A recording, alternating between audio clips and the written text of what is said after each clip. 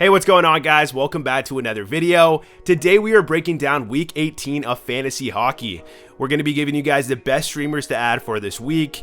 We're going to be talking about the best schedules, the worst schedules, the best matchups to have, and pretty much everything in between. But before we get into that, I quickly want to talk about Tarasenko to the Blues. Not to brag, but in my last buy low video, the #1 player on that buy low list was none other than Vladimir Tarasenko. I felt that he was going to get traded. The writing was on the wall. He's a UFA. He wasn't re-signing, and he did, to the New York Rangers. And this was the package that they got. The Blues received a conditional first-round pick, a fourth-round pick, Sammy Blais, and Hunter Skinner in return for Vladimir Tarasenko and Nico Mikkola.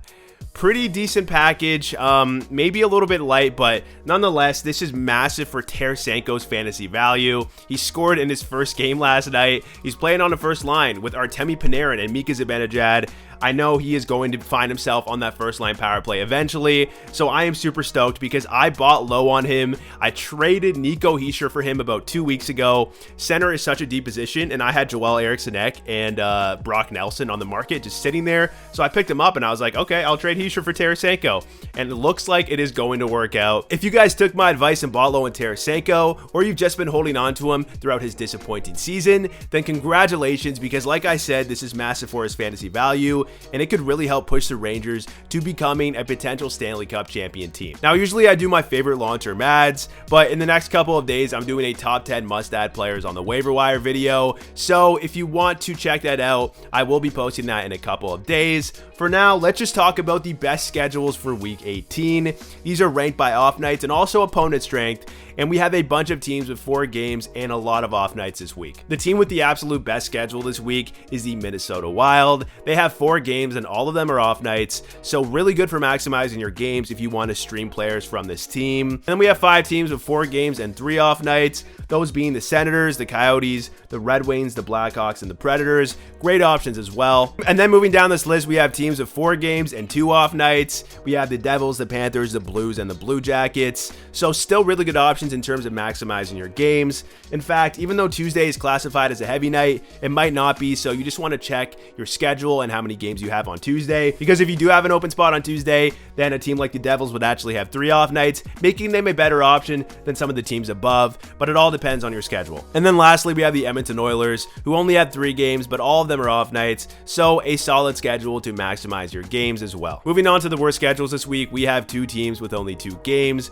those teams being the Vegas Golden Knights and the Philadelphia Flyers, both playing on Thursday and Saturday. I'm just stating the obvious here, but you definitely don't want to pick up any players from these teams for the week. Even if you might like a guy and you want to pick him up for a long-term hold, this could cost you the week. Doesn't help in terms of maximizing your games. Moving on to the easiest schedules this week, this is ranked by opponent strength. We have 5 teams on this list, and the #1 team is the Toronto Maple Leafs with 3 games and a .391 opponent record. Then we have the Kings, the Sabres, the Senators, and the Devils. So this is really good in terms of those teams getting the wins, maybe the players on those teams scoring a lot of points. So keep that in mind when you're picking up players for this week. These teams could be really solid. Then we have the hardest schedules this week. 5 teams on this list. The #1 hardest schedule being the Washington Capitals with a .673 opponent record.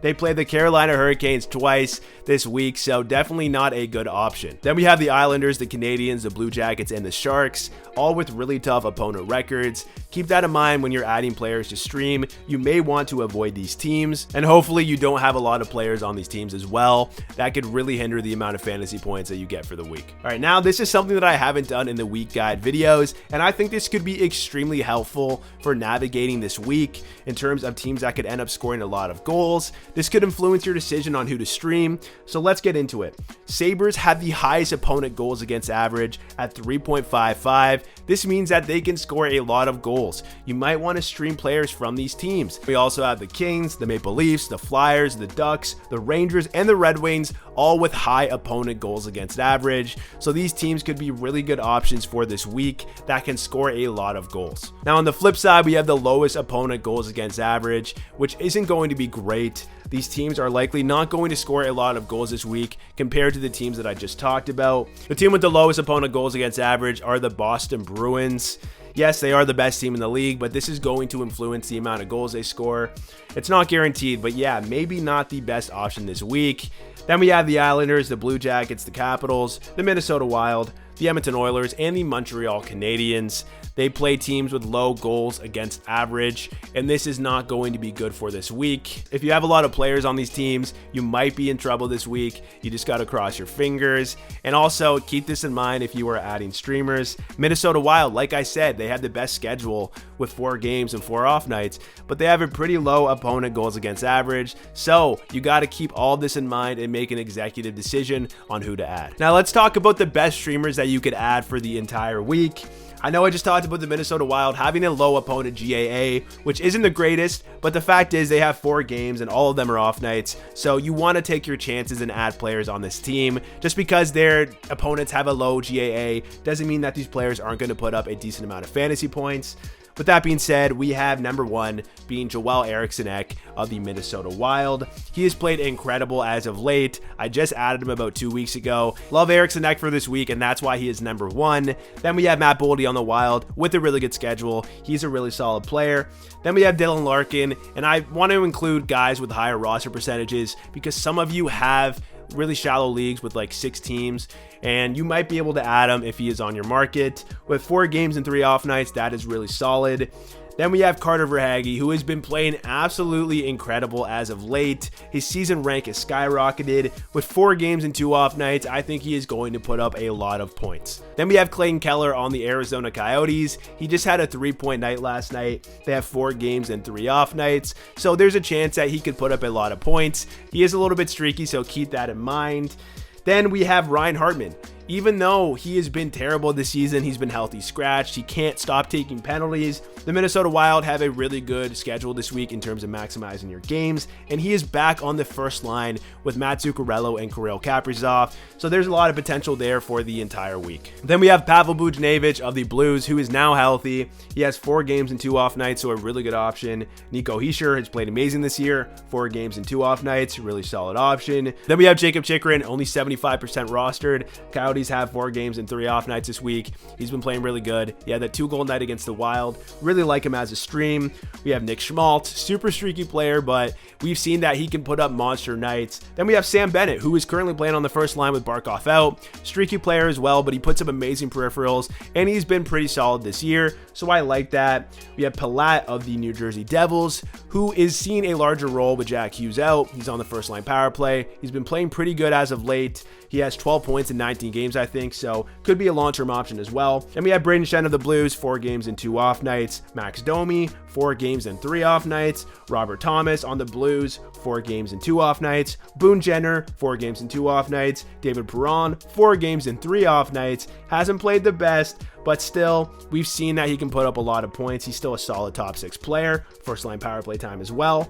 Then we have Juuso Parssinen of the Nashville Predators. He's a rookie, but he's getting first line time and first line power play time. I think Forsberg is injured, so it might impact his production. Maybe it could increase his ice time, but with 4 games and 3 off nights, I like that. Then we have Anton Lundell, who could see an increased role with Barkov out. If you're looking at his last 10 games, he's been putting up a decent amount of points. So with 4 games and 2 off nights in a deeper league, this could be a good option.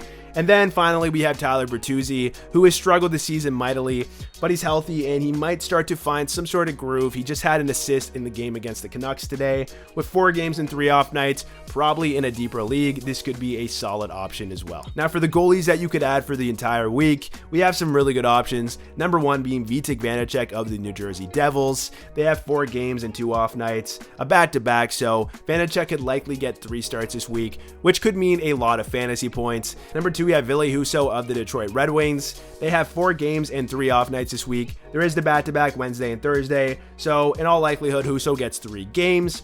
If he can make a lot of saves, have a high save percentage, he can put up a lot of fantasy points for you. At number 3, we had Anton Forsberg of the Senators. They have 4 games and 3 off nights, and Talbot has been out with an injury, so Forsberg was starting the majority of games, but the Oilers and the Senators game that I just watched, Forsberg went down with an injury and he had to leave on a stretcher. So this is very likely a long-term injury. He is not going to be playing next week, which means that if you want to take a risk, you could pick up their third string goalie, which I think is Mad Sogard. Don't know if I'm pronouncing that right. Definitely a risk, but he's probably getting 3 starts this week, Monday or Tuesday, and then Friday and Sunday. So could be a good option as well. And then lastly, we have Casey DeSmith of the Pittsburgh Penguins. And this is contingent on if Jari is still injured. He has practiced and he is skating, but I don't know if Jari is going to be ready for next week. If that's the case, DeSmith is likely going to get 2 starts.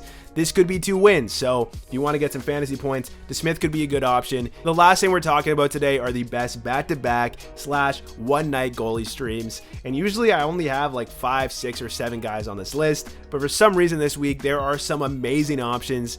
If your league values goalie stats like saves and wins, then you definitely want to look at this, write them down, and plan out your ads. These could give you a lot of fantasy points. We have Joseph Woll of the Maple Leafs. They are playing the Blackhawks Sunday. They have a back-to-back Saturday and Sunday. Woll is likely going to get the Blackhawks. So obviously a really good option. The Blackhawks are bottom 2 team in the league. Number 2 is Scott Wedgwood of the Dallas Stars. They have a back-to-back, and Saturday they play the Blue Jackets. Wedgwood is very likely going to get that game. The Stars are a much better team than the Blue Jackets, who currently sit at last in the league. Then at number 3, we have Brian Elliott. They play the Coyotes on Wednesday. Really good streaming option as well.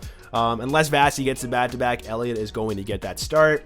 For 4 and 5, we have Phoenix Copley or Jonathan Quick. They play a back-to-back Friday and Saturday. Friday against the Ducks and Saturday against Arizona. So amazing options, even though, you know, Copley and Quick don't have the best goals against average. They are playing some of the worst teams in the league. That could be 2 guaranteed W's right there. Then at number 6, we have Casey DeSmith of the Penguins. They play the Sharks on Tuesday, and unless Jari is back by Tuesday, DeSmith is getting that start. The Sharks are one of the worst teams in the league, so this could be a lot of fantasy points. Then at number 7, we have Pavel Francouz of the Colorado Avalanche. They play the Blues on Saturday. It should very likely be a W for Colorado. So unless Georgiev gets that start, Francouz is going to be an amazing option for this game. And then at number 8 and 9, we have the Sabres games. Ukko-Pekka Luukkonen is getting the majority of starts, but they're still giving some starts to Anderson and Comrie, so that's why I have these 3 listed. The Wednesday, they play the Ducks, and the Saturday, they play the Sharks. So 2 great options. The Sabres do let in a lot of goals, but this is probably 2 guaranteed wins. Number 10, we have Spencer Knight of the Panthers. They play the Blues on Tuesday, and the Panthers are really trying to make a push for the playoffs. They need to get this win, whereas the Blues have kind of given up at this point after trading Tarasenko and likely trading more players. So this could be a really good game to stream. Then at number 11 and 12, we have Philip Grubauer and Martin Jones. They have kind of been splitting starts as of late. The Kraken have been struggling, but the fact is, the 2 games that they play this week that I have on here are against pretty bad teams. Saturday against the Red Wings and Thursday against the Flyers. So these could be really good streaming options for you as well. All right, guys, that is the end of the video. Good luck for your Week 18 matchup. I hope you get the W. Make sure you hit that subscribe button below. I would really appreciate it. And like always, have a good one.